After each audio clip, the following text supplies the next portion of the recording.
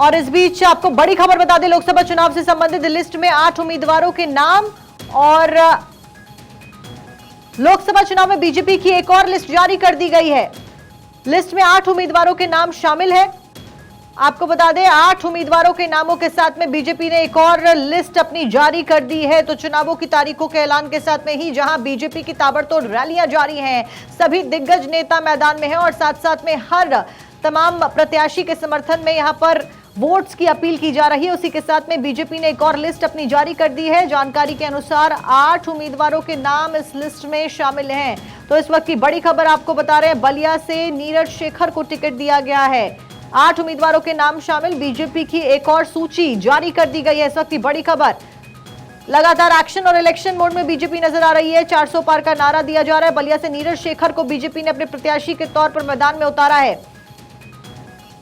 लोकसभा चुनाव में बीजेपी की एक और लिस्ट जारी, 400 पार का नारा जहां बीजेपी दे रही है। 4 जून को रिजल्ट्स आने हैं और इस बीच बलिया से नीरज शेखर को टिकट दिया गया है। कौशांबी से विनोद सोनकर को बीजेपी उम्मीदवार के तौर पर मैदान में उतारा गया है।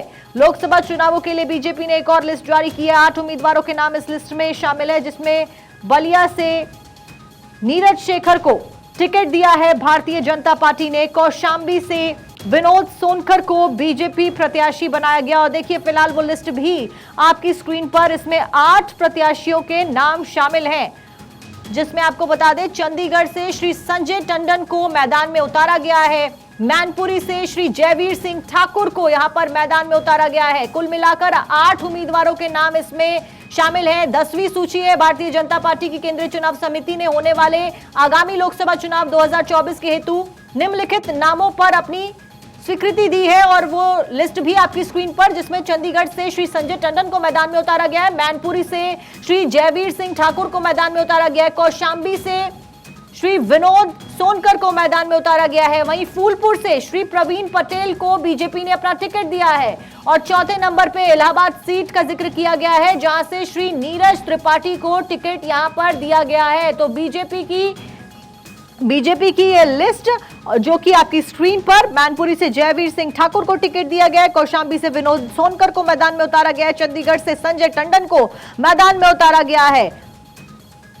और बड़ी खबर इस वक्त की, लोकसभा चुनावों के लिए जहां 4 जून 400 पार का नारा बीजेपी दे रही है, वहीं लिस्ट फिलहाल बीजेपी के द्वारा जारी कर दी गई है। बीजेपी की 10वीं लिस्ट है ये, जो कि जारी की गई है। 8 नाम इसमें शामिल। कौशांबी से विनोद सोनकर बीजेपी उम्मीदवार के तौर पर उतारे गए। आसनसोल से एसएस, और देखिए फिलहाल ये लिस्ट और ये नाम आपकी स्क्रीन पर। 2024 के चुनाव और बेहद अहम भूमिका बीजेपी निभाने वाली है। और देखिए एक बड़ी पार्टी के तौर पर पिछली बार भी बीजेपी सामने आई थी और इस बार प्रधानमंत्री नरेंद्र मोदी हुए या बीजेपी के सभी दिग्गज नेता हुए, सभी लोग अपनी जीत को लेकर काफी ज्यादा आश्वस्त नजर आ रहे हैं। और फिलहाल लोकसभा चुनावों के लिए यहां पर लिस्ट जारी कर दी गई। और देखिए बड़ी खबर आपको बता रहे हैं, मैनपुरी से जयवीर सिंह ठाकुर को टिकट दिया गया है। इलाहाबाद से नीरज त्रिपाठी को टिकट दिया गया है बीजेपी के द्वारा। 10वीं लिस्ट जारी की गई है।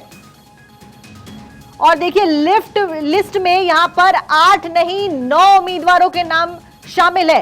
तो ये बड़ी अपडेट आप तक साझा कर रहे हैं। लिस्ट में 9 उम्मीदवारों के नाम शामिल है। कौन से वो उम्मीदवार है वो भी आपकी स्क्रीन पर। इलाहाबाद से नीरज त्रिपाठी को टिकट दिया गया बीजेपी के द्वारा। 9 उम्मीदवारों को टिकट दिया गया। मैनपुरी से जयवीर सिंह ठाकुर को टिकट दिया गया है। वहीं इसी के साथ में कौन कौन से वो उम्मीदवार है वो भी आपकी स्क्रीन पर, लिस्ट आपकी स्क्रीन पर। इलाहाबाद से नीरज त्रिपाठी को टिकट दिया गया है बीजेपी के द्वारा। 10वीं लिस्ट बीजेपी ने अपनी जारी कर दी है। 9 उम्मीदवारों के नाम इस लिस्ट में शामिल है। लोकसभा चुनावों से जुड़ी हुई बड़ी खबर आपको बता रहे हैं। 19 अप्रैल को जहां पहले चरण में वोटिंग होने जा रही है, 4 जून को रिजल्ट आने वाले हैं, उससे पहले बीजेपी एक्शन और इलेक्शन मोड में नजर आ रही है। 400 पार का नारा दे रही है और उसी के तहत सभी जिताऊ उम्मीदवारों को मैदान में उतारती हुई भी नजर आ रही है। जहां कई लोगों के टिकट काटे गए बीजेपी के द्वारा, वहीं कई सारे नए चेहरों को भी इस बार मौका दिया गया है। उसी कड़ी में 10वीं सूची बीजेपी ने जारी कर दी है अपनी, जिसमें 9 उम्मीदवारों के नाम है। 10वीं सूची है बीजेपी की आपकी स्क्रीन पर। 9 उम्मीदवारों के नाम शामिल हैं। कौन से वो उम्मीदवार है वो भी जान लीजिए। मैनपुरी से जयवीर सिंह ठाकुर को टिकट दिया गया है। इलाहाबाद की बात करें तो नीरज त्रिपाठी को मैदान में उतारा गया है बीजेपी के द्वारा। और इसी के साथ में चंडीगढ़ से संजय टंडन को मैदान में उतारा गया है। आसनसोल से एसएस अहलूवालिया को मैदान में उतारा गया है। और कौन से उम्मीदवार हैं वो भी आप देखिए। पारसनाथ राय गाजीपुर से टिकट दिया गया है। तो बड़ी खबर इस वक्त की, चुनावों से पहले लोकसभा चुनाव से जुड़ी हुई है बड़ी खबर। पारसनाथ राय को गाजीपुर से टिकट दिया गया है। चंडीगढ़ से संजय टंडन मैदान में उतारे गए हैं। मछली शहर से बीपी सरोज को मैदान में उतारा गया है बीजेपी के द्वारा। तो बीजेपी ने लोकसभा चुनावों से पहले अपनी एक और लिस्ट जारी कर दी है। इस वक्त की बड़ी खबर आपकी स्क्रीन पर, फिलहाल 9 प्रत्याशियों के नाम इसमें शामिल है। अक्षय ज्यादा जानकारी के साथ हमारे संवाददाता हमारे साथ जुड़ गए हैं। अक्षय, फिलहाल ये लिस्ट जारी कर दी गई है, क्या कुछ अपडेट आपके पास? 9 उम्मीदवारों की लिस्ट जारी की है, जिसमें कि उत्तर प्रदेश से भी उम्मीदवार घोषित किए गए हैं। कई उम्मीदवारों का टिकट काटा गया है। पिछली जो सांसद रहे हैं, चाहे वो बलिया से टिकट की बात रही हो, वहां से टिकट काट दिया गया है। नीरज शेखर जो कि राज्यसभा सांसद हैं, उनको बीजेपी ने टिकट दिया है। ये खबर आ रही थी कि बीजेपी से मनोज सिन्हा या उनके जो बेटे हैं चुनाव लड़ सकते हैं, उनको टिकट नहीं दिया गया है। उनके एक समर्थक हैं बीजेपी के बड़े, अगर देखें तो बहुत पुराने नेता हैं, पारसनाथ राय, उनको टिकट दिया गया है। इलाहाबाद से नीरज त्रिपाठी को बीजेपी ने उम्मीदवार बनाया है, और वहां से सांसद का टिकट भी काट दिया गया है। बिल्कुल अक्षय, कुल मिलाकर 9 नाम इस सूची में शामिल हैं। इस बीच बीजेपी ने इस बार कई सारे नए चेहरों के ऊपर भी दांव खेला है। कितनी सफल होती हुई बीजेपी इन चैलेंजेस के साथ में आगे नजर आने वाली है?